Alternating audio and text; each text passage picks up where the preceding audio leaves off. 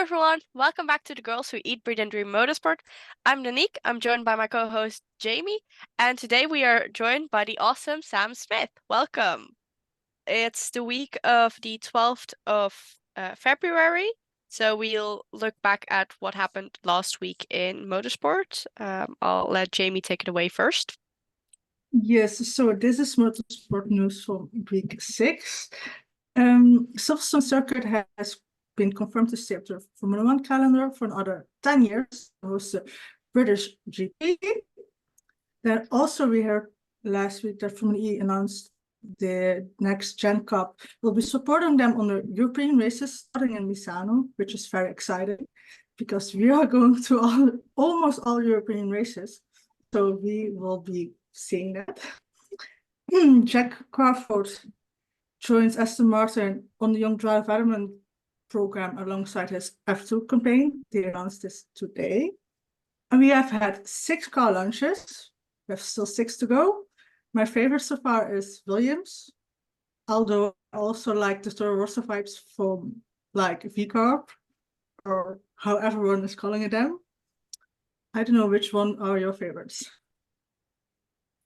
I personally loved the Aston Martin one of today, but that's a little biased because British Racing Green always looks good. But yeah, besides that, we also have had some driver confirmations for Formula 2 and Formula 3, among which Taylor Barnard is competing with in F2 with PHM Aches Racing. Taylor is known for having driven the Neo McLaren Formula E car last season during some of the rookie tests. The girls who had so our entire team and podcast and our Instagram account and Twitter accounts have gotten a little bit of a makeover. We have a new logo, some new colors, and we're very excited for this.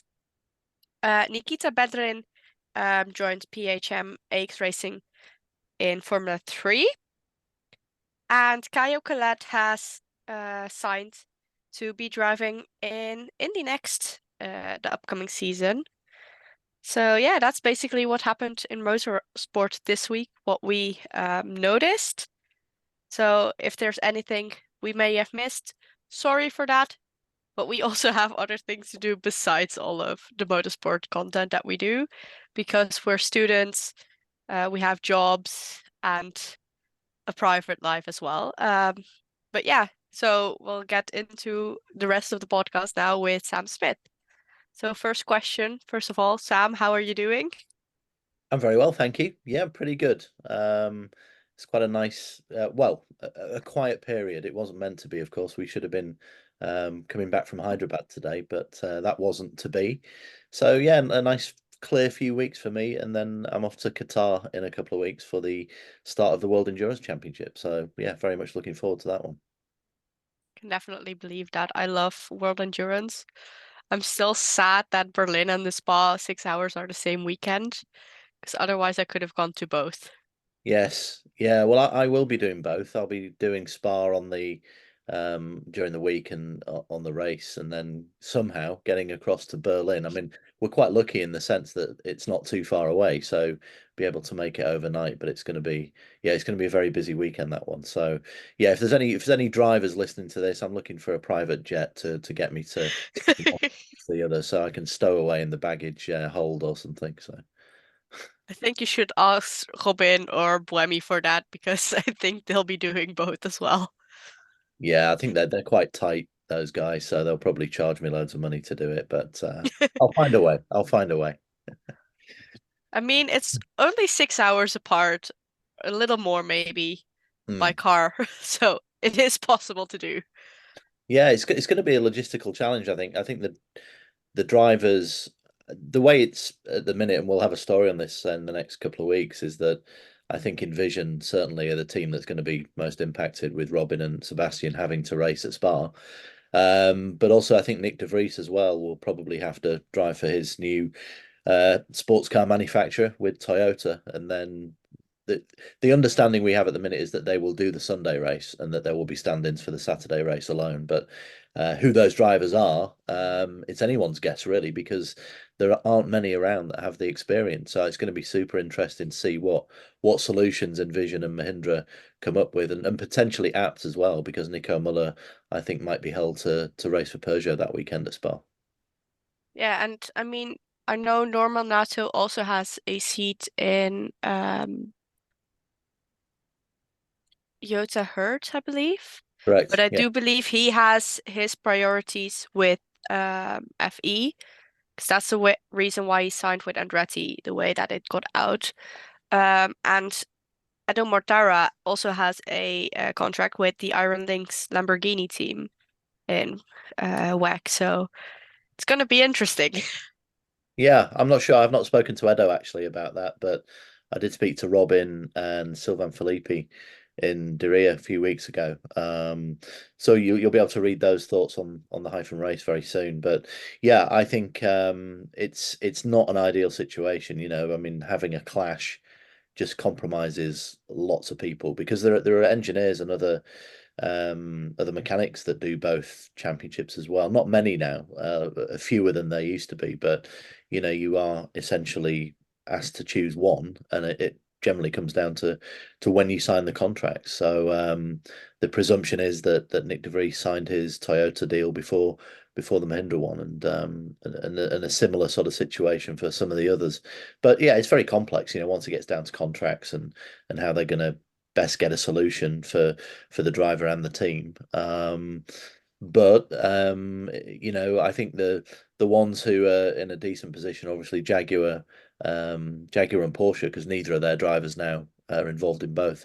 Antonio Felix da Costa was, of course, but then was told pretty strongly by Porsche to concentrate on Formula E. So I'm sure that that's probably very beneficial for him at the moment, because obviously he's in a bit of a struggle, bit of a difficult situation at the minute. Yeah, definitely. I was honestly slightly shocked when it was announced that he wasn't continuing in WEC, but on the other hand, I was like thinking the reason that Andre left Porsche and then later left Andretti was because of WEC. So I'm on the other hand understanding why he's not doing it as well. Yeah. But it's honestly insane because to me, he breeds both WEC and Formula E. So yeah, I'm very curious to see how it goes this season. You can see it from both sides, can't you? I mean, Porsche have invested in Da Costa. He's a kind of driver who would literally drive every day of the year if he could. He's just that in love with racing, as most of them are actually. But I think the bigger question really, when you look at the stats from the last couple of seasons, and you look at the four drivers who were at the top of their game last season: Cassidy, Evans, Dennis, and Verline, they were all doing single programs. None of those were doing dual programs.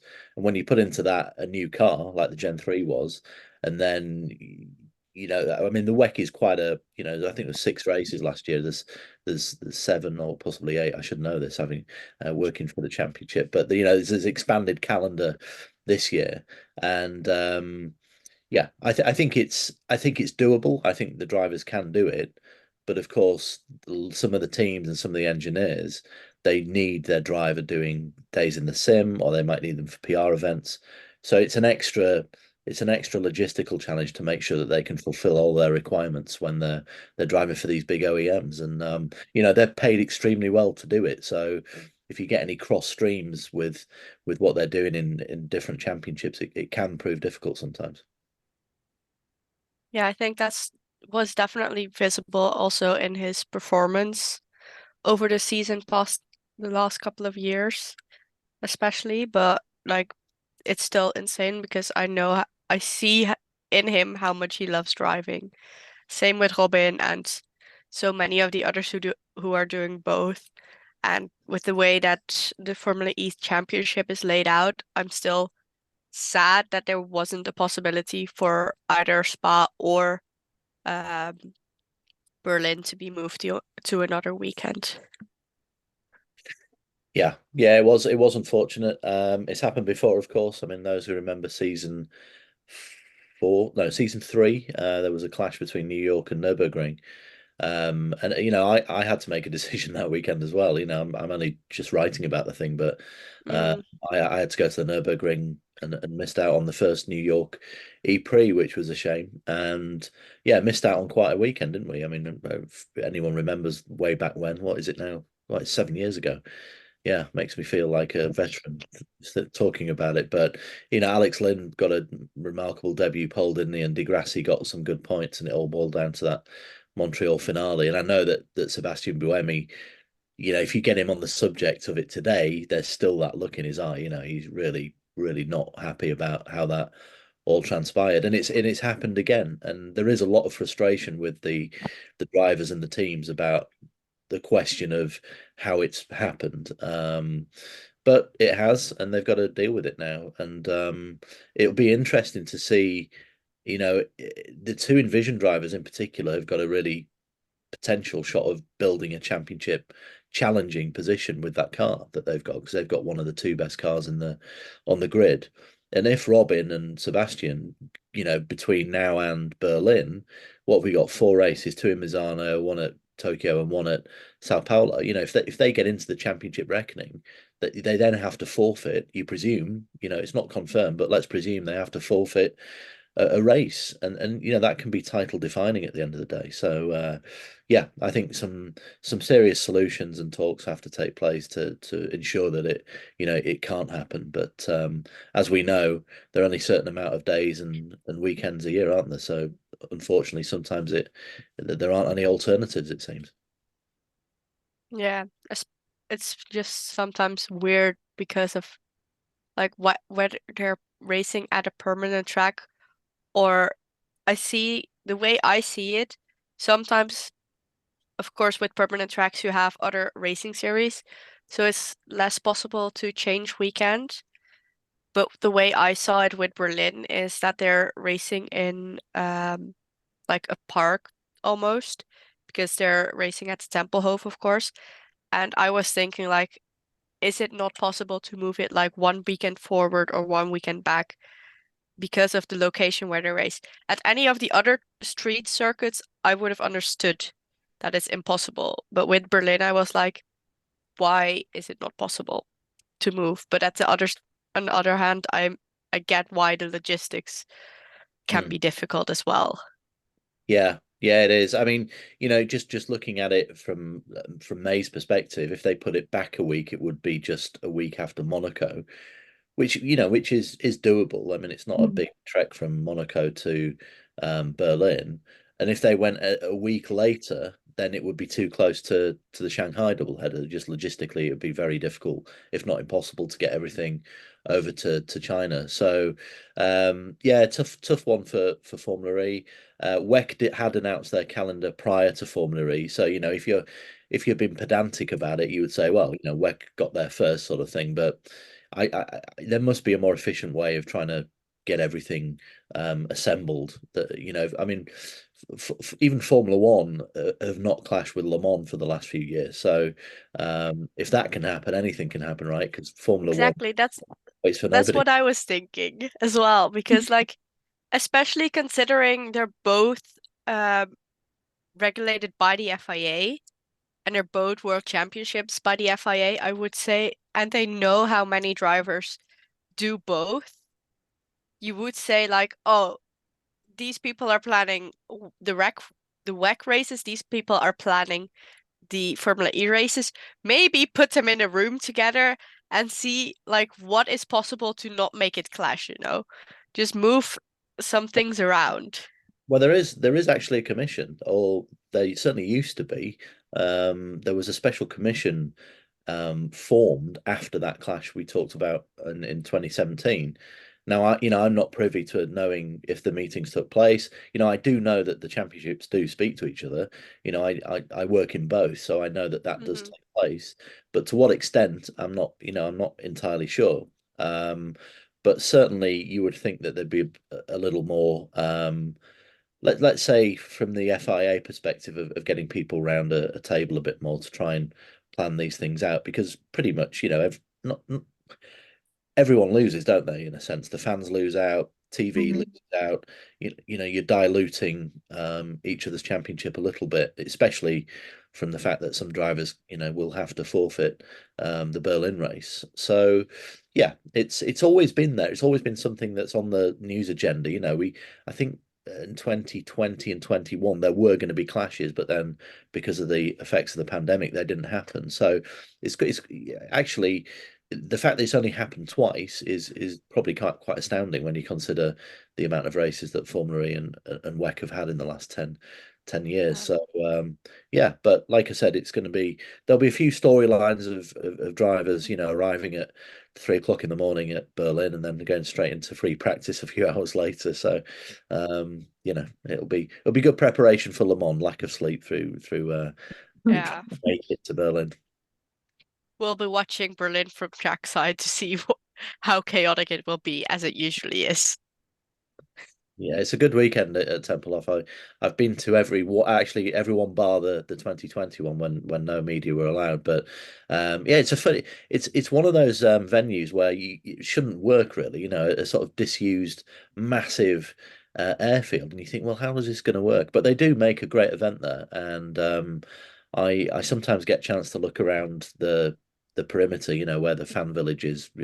Rarely, but I did in Tempelhof last year, and there's a great atmosphere there, and it looks great for the fans. And you've got to remind yourself sometimes to get out of the media center or the paddock to remind yourself, well, why people are there and why they enjoy Formula E so much. And Berlin does a great job, and they are changing it this year, aren't they? There'll be a very different look to it with a different configuration of track, which I think is the one venue where you're able to do that and be creative is certainly Tempelhof. So yeah, I hope it stays there for a long time, and it's just close enough to the city centre, isn't it? And near to Potsdamer, and you can get on a U-Bahn and be there in 10 minutes. So yeah, I always enjoy Berlin. One of my favourite cities actually. So it's a good weekend all round. Although I'll only be there for one day this year, so I'll try and make the most of it for half a day or whatever I'm there for.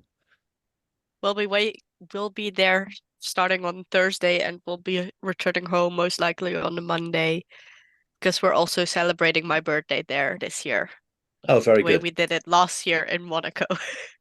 Good. So you'll be getting some Kookens in the paddock. Good stuff.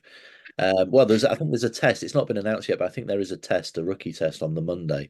And I presume fans are allowed into that. I don't know if they are or not. I can't remember last year, but yeah, we're expecting another rookie test on the Monday after Tempelhof. So yeah, if you get a chance to stick around, I'm sure you'll be able to watch a bit of the action then.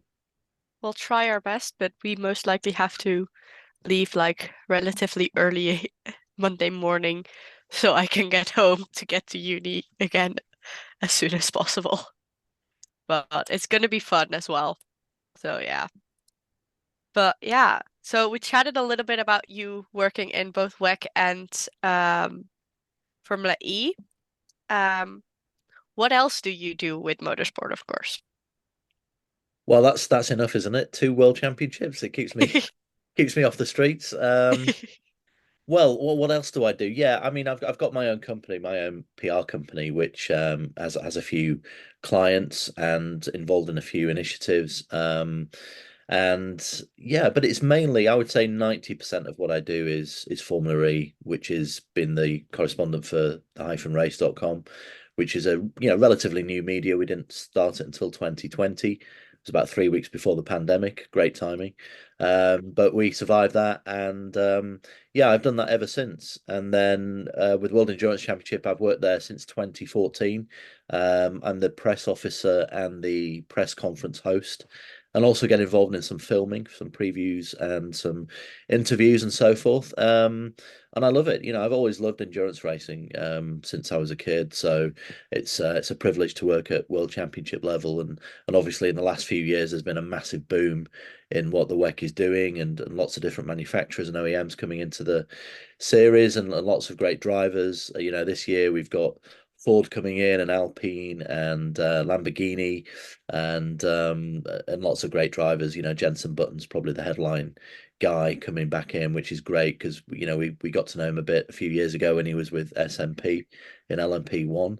So yeah, he'll be in hypercar for the first time. So looking forward to seeing how he does. But yeah, I mean, I work with some drivers as well, so doing some PR and some management with some drivers, some of which I can tell you about, some of which I can't. But I've worked with Pippa Durrani, who is a very well decorated IMSA champion and Daytona 24 Hours winner, and Sebring 12 multiple Sebring 12 Hours winner. I've worked with Harrison Newey, Adrian's son, previously in Formula 3 and over in Formula Nippon. I've done some work with a guy called Stephen Kane, who was the factory Bentley driver in GT3 for many years. So yeah, keeps me busy. And but it's you know, that my day job, let's call it, is Formula E, and I love Formula E ever since I went to the third ever race in Uruguay back in 2014, and I've just found it fascinating ever since. The trajectory of where it's gone from those early days to what it is now is fascinating. And I wrote a book about it a couple of years ago, Racing for the Future, which which was received very well and sort of gave a potted history looking at the championship sporting technically and sort of politically, if you will, and where it sits in international motorsport. So yeah, that covers it really. I haven't got much time for anything else, I'm afraid. Yeah, I like sport generally, so many different sports, but very much as a sort of an armchair enthusiast, let's call it, a sofa enthusiast. And having said that, I went to play cricket last night with Alex Lynn. Do you remember Alex? Yeah, he drives for Cadillac now and was in Formula E for several seasons with Jaguar and Mahindra and DS. Virgin, and I can report that Alex is a much better racing driver than he is a cricketer. So there's your exclusive for that. That's fresh off. Wow, that's like a lovely exclusive. Honestly, I really miss Alex in Formula E, but I'm glad that he's doing well in other series as well. Yes. But yeah, that's the thing with Formula E, isn't it? Like so many drivers in such a short time. Like it's Yeah. only been a baby. Yeah, no, he's But he had a yeah, he had some really good drives in Formula E, and I think, you know, if you're going off form and you're going off talent, then he should really be on the grid. But he got a good opportunity with a major manufacturer with Cadillac, and he had a you know, he had some really good results last season, and got third at Le Mans, and it'd be interesting to see how it goes this year. He's with Lil Bamba, and I think Sebastian Bourdais is doing some of the races with him in WEC. And you know, he still does watch the Formula E races, that's for sure. He's an avid follower of the championship, and what is he? I think he's 30. He's just 30, so he's got, you know, there are at least 4 or 5 years left where I just get the sense that it's unfinished business really for Alex. And I think if an opportunity comes along, he was certainly considered for the Maserati drive last year, the one that um, Gunter eventually got. I mean, he was certainly considered quite highly there, and it couldn't work out because of his wet commitments, unfortunately. But yeah, I've just got the feeling we've not seen the last of Alex in the championship, so it'd be great to welcome him back in the future. I'm sure there'll be an opportunity for him sometime. I hope so. I really miss him on the grid. I love I personally love to see the way that the drivers always interact with each other, and also the way they interact with fans and people who work in motors in their series. So, do you have any crazy or weird interactions with drivers that you can share? And if so, what is your favorite one? Crazy interactions. Well, in Formula E, I have to think really. Not any that I can tell publicly. Fair. No, I mean, just generally the whole vibe in Formula E is such a great atmosphere. You know, the paddock is it's obviously ultra serious, and there's big manufacturers in it, and there's very well organized independent teams, and there's it's a world championship level, and the budgets are healthy but under control. They're not getting out of control because of the financial regulations that have been put in place.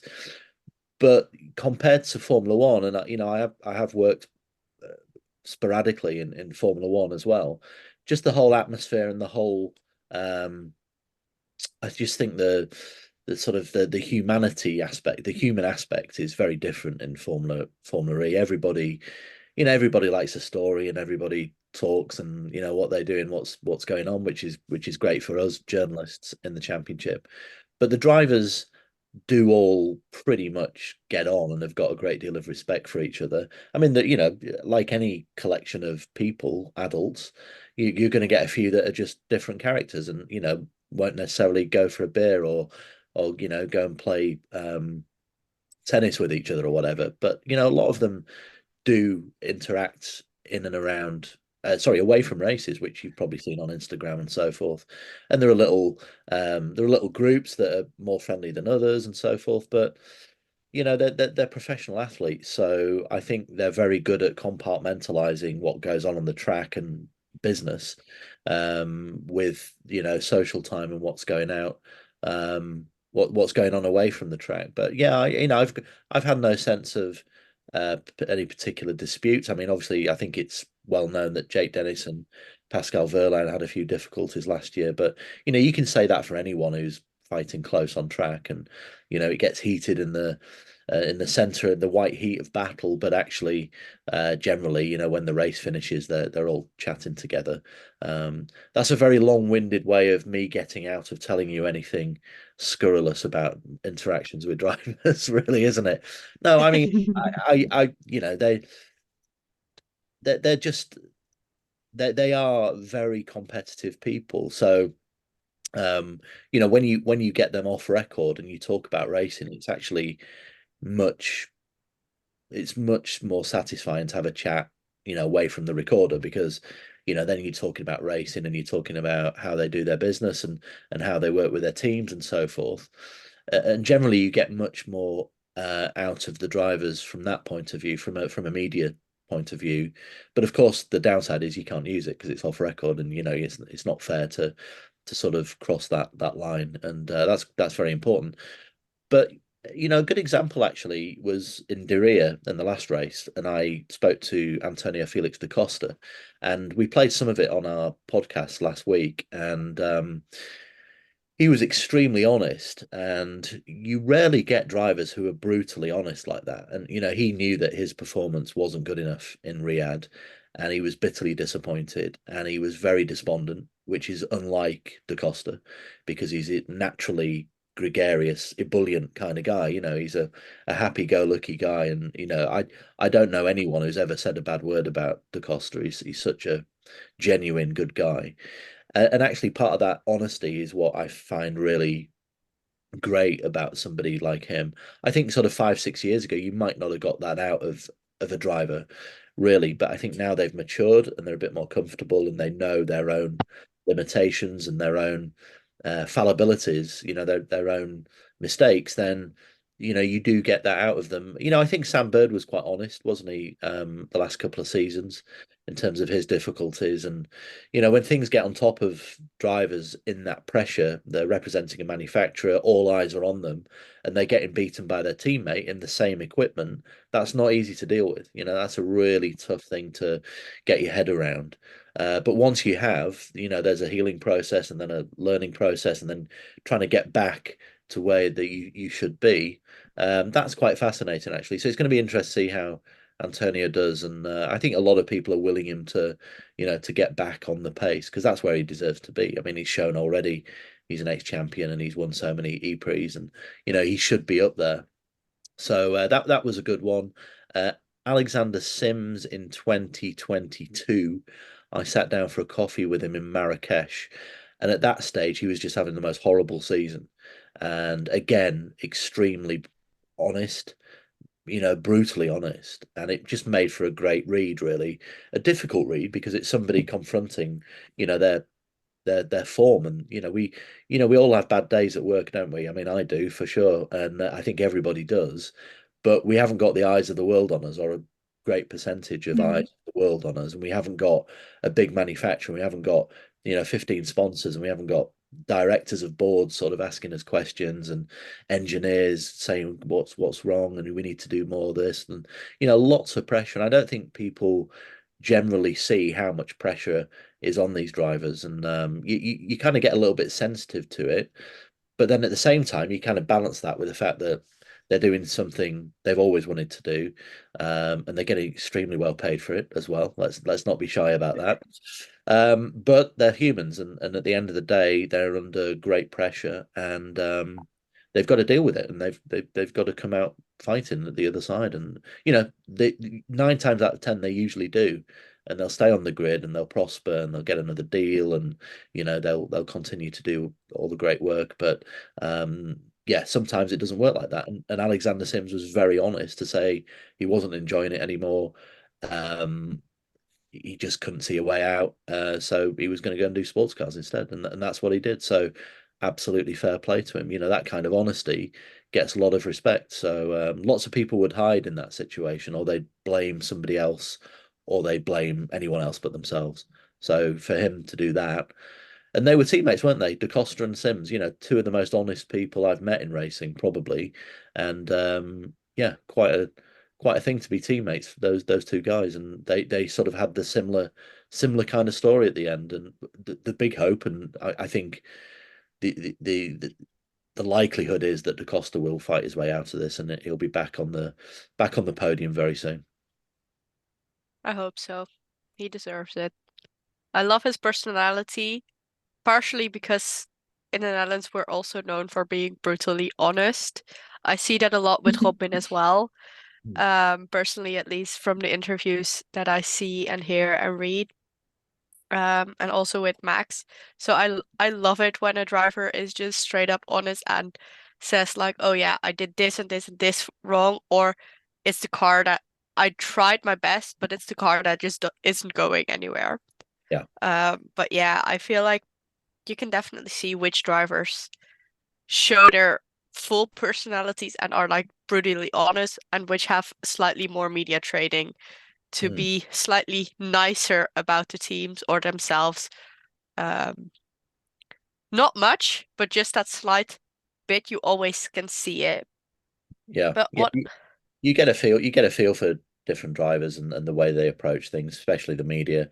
And they have to be careful sometimes, and we understand that. They've got partners and corporates that they have to have a level of rationale for difficult situations. But yeah, I mean, yeah, Robin certainly is one of those who's very honest, but always professional too. I think there's a good balance to be found. and always eating. Well, he's either eating or sleeping, isn't he? He's either eating, sleeping, or going extremely quickly. So that's him. And Or yeah, he's drinking coffee occasionally, yeah, very occasionally. yeah. He's another great character, is Robin, isn't he? I mean, we're quite blessed in Formula E that there aren't any automatons. There are no robots really. They're all their own person, and they're all kind of distinct in their own personality, which is terrific. And the same with the team principals too. They're all very different sort of characters, and they don't just churn out the PR spiel, the party line. They do have opinions on where the sport's going and how things could be better, or different angles to look at. So yeah, I think we've got a great bunch of people actually, and that goes right down to the engineers and the mechanics too. So yeah, like I said, great paddock to be in. There's a reason why Formula E is personally my favorite for type of motorsports to watch and to just follow and hear about and all of that. But what I always wonder, like, for a journalist, what does your race weekend generally look like in Formula E? Well, Formula E is quite unique because it generally takes place on one day. Um, I realized quite quickly doing Formula E that that was that really wasn't the case. That because it happens in one day, trying to get any sense or time with team principals or engineers or drivers on the race day, or even the day before, because there's now a shakedown, and then there's commitments that the teams have with sponsors and so forth. What I tend to do is I go the day before, so it actually becomes a 3-day event for me. If it's if it's not a double header, obviously it's 4 if it's a double header. So yeah, I mean, if anyone needs advice, the best thing is just to be organized, to be as well organized as possible. And if my wife was here with me, she'd laugh her head off, because I am a disaster in terms of organization in my life away from racing. But for my profession, I try to be as organized as possible, and that means getting slots with drivers or team bosses on generally the Thursday, because then they're a bit more relaxed, and you actually you can pick up more from what's going on from a news agenda point of view. So the Thursday is traditionally the busiest day for me, because there is once you've got the content, so you've got recorded content from interviews, and I generally do around 15 16 interviews a day. And if that tends to be 15-20 minutes, that's a lot of time. And then you've got to transcribe everything. You've got to cherry pick what you need, because most of it you don't actually use, but you sort of filter it out. And I took the decision a couple of years ago, so 2021, to try and delegate a little bit. So I used somebody back at home to transcribe and to just sort through some of the interviews, and then I could structure them, and gives me more time to speak to people and try and find out what's really going on underneath the surface. And I've used in the last few seasons Alice Holloway, who you probably see sometimes we share credits and bylines, and she's been terrific. She's really understands racing, really involved in the paddock, and when she does come to races, she doesn't come to all, but she's a great help for a lot of the transcription, a lot of the it's an extra pair of eyes and ears really to see what's going on, and it frees me up to do lots of other things. And yeah, so once the action starts, it actually becomes less busy for us, because obviously you've got to focus on what's going on, and we listen to the radios and we do transcriptions of radios. And depending on the paddock and the media center, how close they are. So, for instance, somewhere like London, or God, do you remember Santiago, the first year, Santiago in season 4 on the street circuit, the one where Vern and Lotterer had that incident? I reckon the media center to the paddock was half an hour. I mean, it was just horrific. It was just logistically very difficult. But now it's a bit better. Monaco's not great. You've got to go over bridges, and it's like a 5-minute walk. And I'm just getting old. I'm just getting old and frail. So I need my comforts like Riyadh being sort of back to back on the media center. So I don't like to walk too far. But no, I mean it's really just a question of then covering the sessions. We don't actually do the free practice reports anymore on the hyphen race.com, and somebody else does a race report. So the whole I guess ethos and philosophy of the race is to not necessarily do the traditional race reports, and how many people got penalties and all this sort of thing. What we do, as you're probably seeing, is that we sort of go quite deep on specific subjects. So there's the news agenda, so we try and tell people what's really going on the news, and then we just have a deep dive into people's races, or why something happened, or generally something that you might not have really seen or understood during the race. And then this season we used to do something called winners and losers, which was a bit brutal and cruel for some drivers and teams. So we're not doing that this season. We're doing something which is a little bit different, which is kind of like 5 things that you may not have realized happened. So it's just bringing a little bit of a different angle to it than some of your more traditional race reports and sort of factual stuff. I mean, we have that as well, but there is a big emphasis on looking at what really happened, what it means, how it might affect people, what people might have got wrong, why there was a flare up between drivers, and what really went down. And that's just based on the fact that the race's whole philosophy is like that in Formula One, in IndyCar and MotoGP, as well. So, that's just our brand. That's just what we do. It doesn't mean it's any better than the traditional way. It's just a different way. And I think people who are involved in the sport just need, an option like that, I think. Yeah, I think definitely trying to find something different also helps with getting more knowledge out there, because that's also what we're trying to do with the podcast, to do something different, because there's so many people already discussing what's happening in the races. Like, what is one extra news site or podcast gonna do, just chatting about what happened instead of diving deeper? For example, we're trying to share the unseen stories of people in motorsport, especially from fans, but also employees, maybe in the future drivers, and anyone else in different categories as well. Um, and yes, we chat a little bit about what happened in motorsport, but for us, that's more to the side, and we want to dig deeper into the people who actually work in motorsport and the way that they experience it, because that's usually not necessarily what is seen, because everyone is so focused on the drivers and team principles and results, from my perspective at least. Yeah. So I like to see, like, learning more about series with things like the race, but and learning more about what's going on, like what's the reason behind something, but Yeah. also hearing from different people and different perspective and different jobs. So yeah. Yeah, there's good diversity really in racing, isn't there?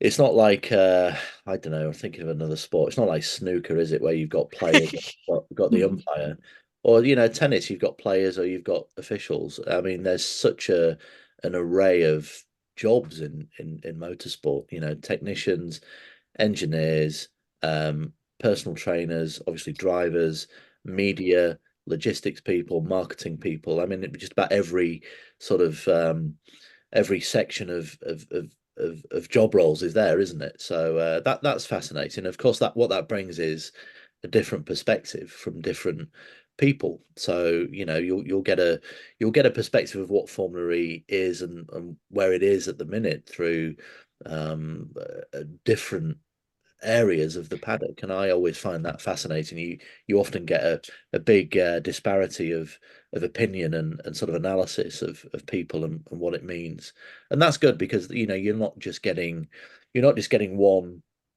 um, one sort of angle. You are getting a specific bespoke opinion, and because people work in it and live and breathe it, you get a sort of fascinating cross section of the sport, and especially a sport that's growing. That's essentially a startup. It's less than a decade old still.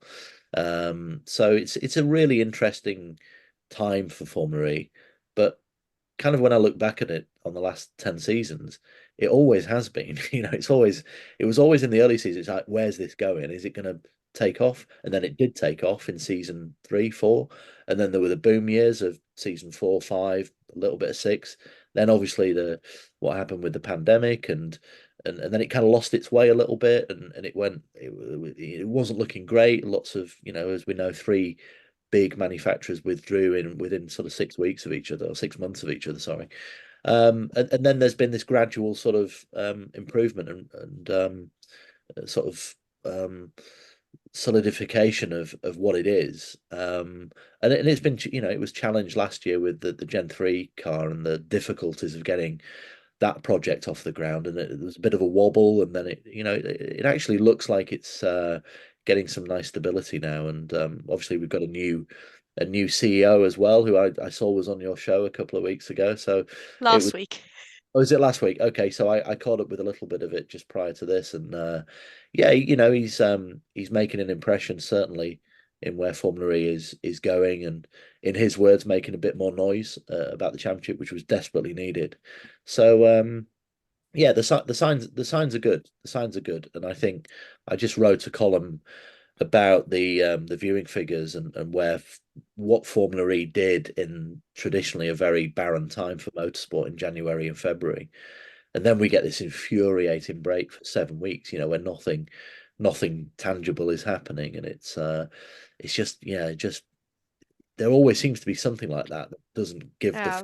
momentum that's needed for Formula E right now. And let's just hope it's another blip and that we can get some consistency in the calendar. It's not an easy job, but it certainly needs a lot more of that consistency and the venues being on certain weeks or around certain weeks for the majority of the schedule.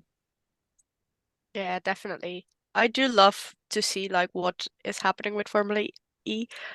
I have to say, like, I got in it around season 7 because I saw how well Nick de Vries was doing in the championship, and that really got me intrigued. And then I started watching, and then I realized, hey, there's another one from the south of the Netherlands driving in it, and now he's my favorite driver together with Nick Cassidy. Um, and now since going to Formula E races, like I was funnily looking through my footage yesterday from when I went to Rome in season 8 because it was my first ever race just in general. And the moment I first saw and heard the cars, the joy in my voice was so insane. But yeah, it's so much fun to see where Formula E is going personally. Yeah, But yeah, yeah. I agree. So Jamie, do you have any questions? We always ask our guests, what is the best advice you have gotten and what is the best advice you ever have given? Oh, that's a that's a good two-pronged question, isn't it? The best advice I was always given, that I was given, well, I think it's been given by a few people over the years since I've been working in racing, and it's really simple and basic, but it's absolutely spot on, which is always tell the truth. Never, never, never, never accept a lie or try and construct something yourself, which is massively important in what we do. So you have to be as completely transparent and as honest as you can be. And it's not easy. What I mean by that is that people do try and trip you up and people do give you false information deliberately, and they may just sort of twist or bend the truth. So not an outright lie, but let's call it a creative truth in itself. So it can be a bit of a minefield in that sense. But I think I think like anything, your reputation kind of is so important in racing. So if you have specific ethics of how you work and you're thorough and you check things and you do it as ethically as possible, then I think your reputation will sort of hold strong and hold true, and it will help you because people then trust you more and they tend to tell you more, and they know that what they tell you that might not want to see in print won't be in print, or you will use it for background, or you'll be sensible and you won't jeopardize sources, or you won't yeah. I mean, it's just I suppose it's like just an honesty in what you do, really. I think that's quite important. An honesty and a um what's the word I'm looking for? Integrity, that you're doing it for the right reasons.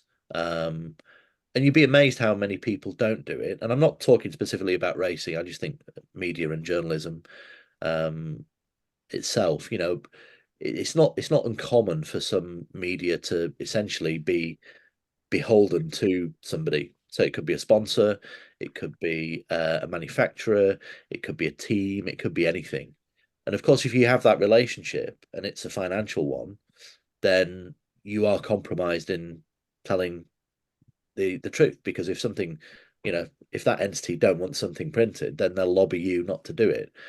So the way that the race is structured is that we, yes, of course we have partners on our site, but they won't be they won't be overtly from the paddock. They won't be teams, they won't be, driver sponsors, or they won't be championship sponsors and so forth.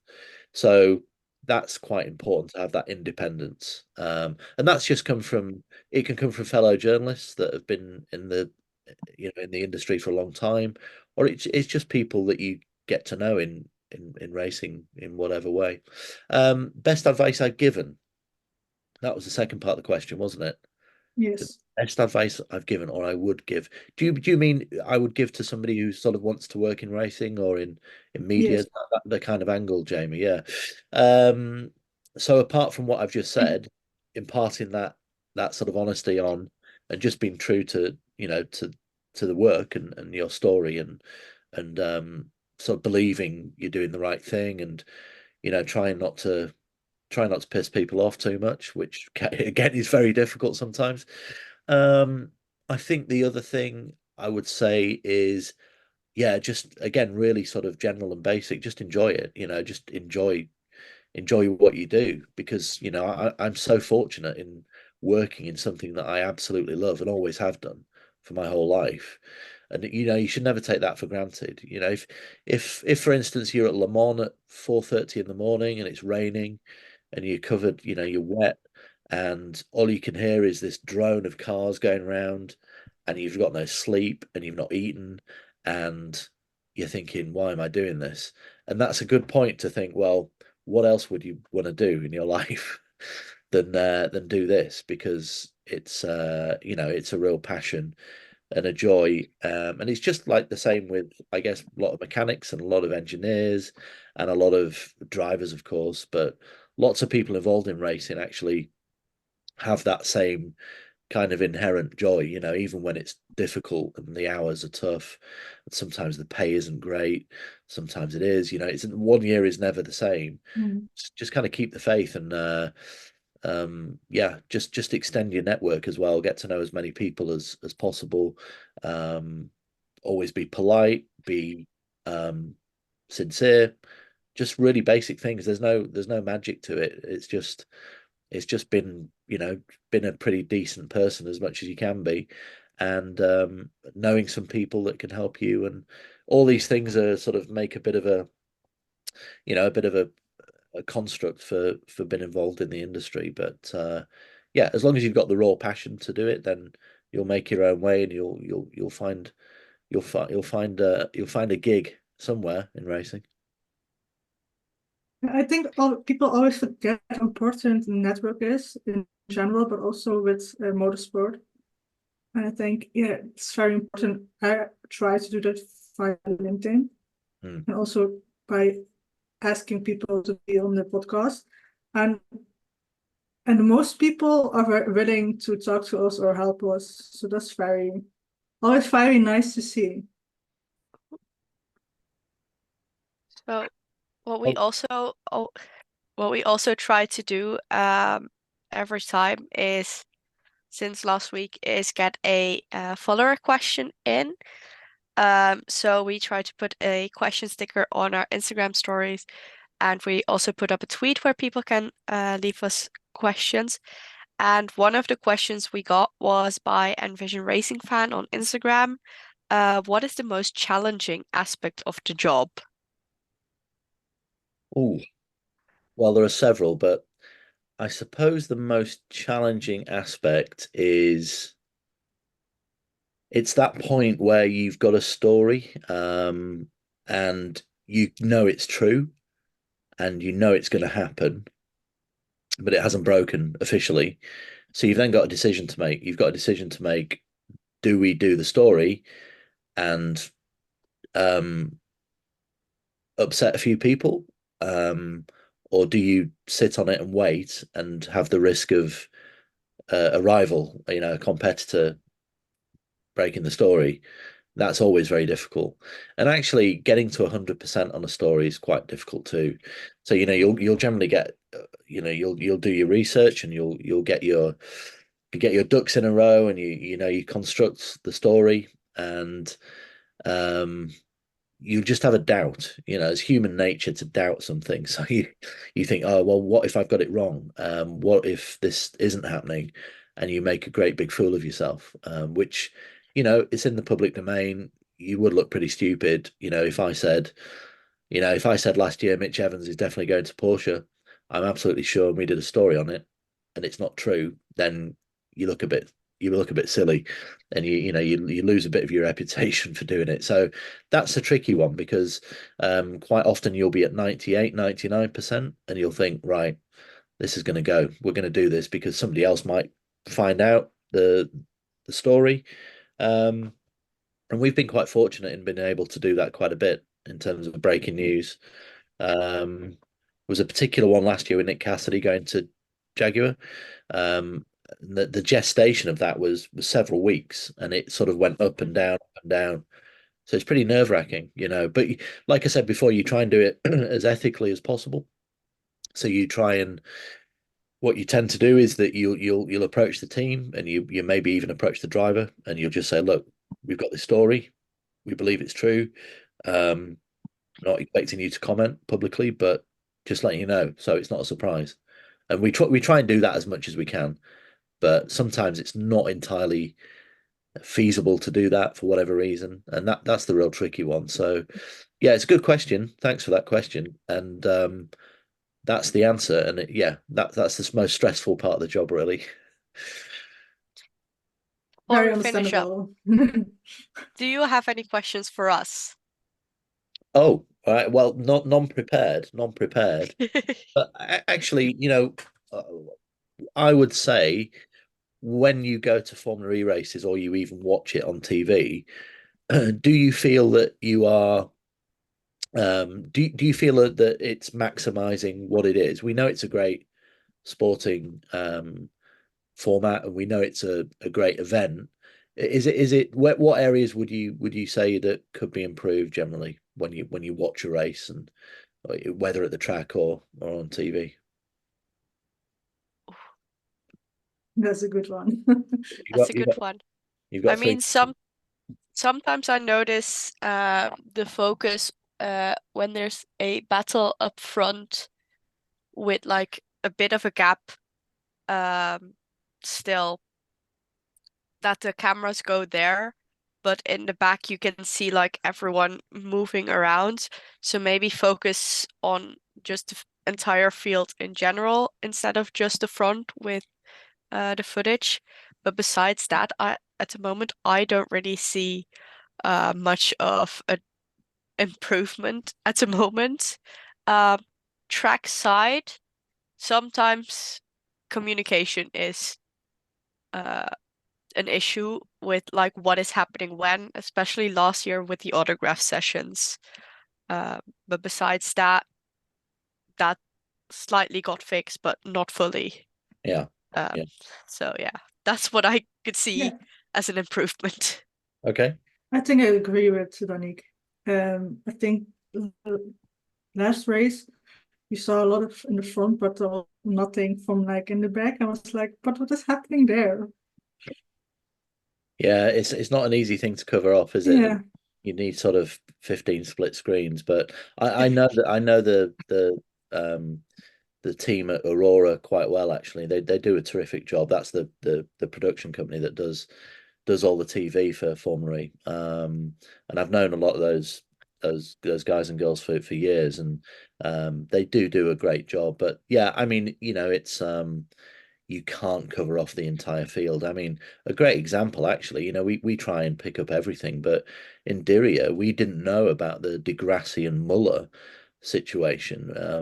I don't know if you saw the radio comms mashup that they do after the race, but Lucas had a real go at Nico Muller, his own teammate at Cupra, and was pretty forceful that Nico was compromising his race, and we just didn't pick that up at all. The first time I knew about that was when the the edit came out a few days later after the race. So yeah, I mean, we've started doing. Alice and I have done something called the Formula E Notebook, which is a new initiative we've got, which sort of gives a deep dive into some of the things that don't make big news, but like a sort of diary or reportage sort of thing from each day that we're at an event. And yeah, we pick most things up, but not everything. Something will always fall through the net, and that's it's just the nature of the frenetic race that Formula E is, isn't it? I mean, I sometimes come out of a Formula E race and all my senses are kind of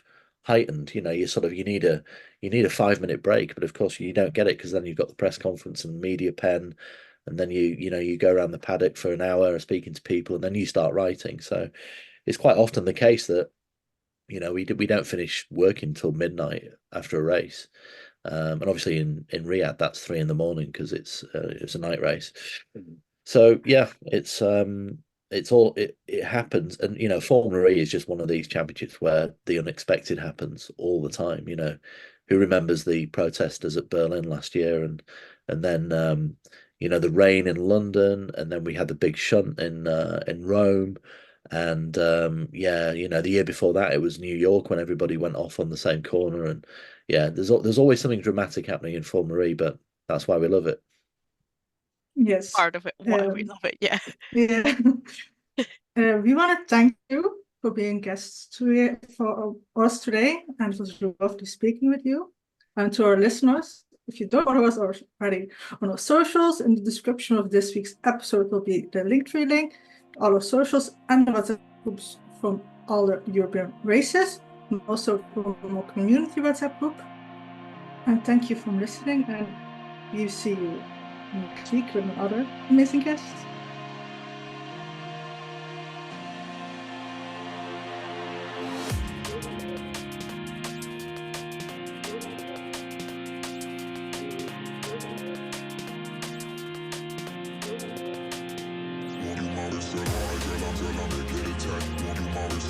You want me to